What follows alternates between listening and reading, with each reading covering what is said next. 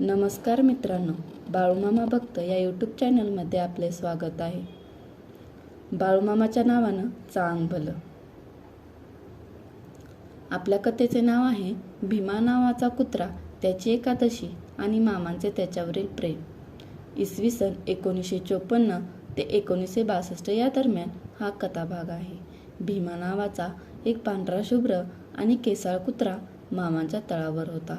तो सात्विक असल्यामुळे बाळूमामाचे त्याच्यावर फार प्रेम होते.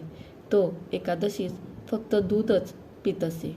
एकादशीस कन्या व दूध जरी त्याच्या पुढे मिसळून ठेवल्यास तो त्याकडे डुंकूनही पाहत नसे. म्हणजेच एकादशीस दुधाव्यतिरिक्त तो काहीही घेत नसे.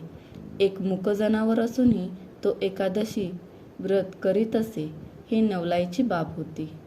इतर वेळी त्याचा आहार अत्यंत शुद्ध स्वरूपाचा होता. या भीमाला त्याच्या अखेरच्या काळात जटासारखा केसाळ भाग निर्माण झाला होता. जणू तो एक सिद्धयोगीच होता. याला ओरनाळचा दादू गवळी पुड्यात दूध घालीत असे. एकदा नजरचुकीने दादूचा पाय भीमावर पडला आणि तो त्याला चावला. तेव्हा दादूला त्याचा फार राग आला होता, पण त्याचीच चूक असल्याने तो गप्प राहिला. परंतु पुढील काळात ऐनकेन कारणाने भीमाला अद्दल घालावी, असा मार द्यायचा असा निश्चय त्याने केला.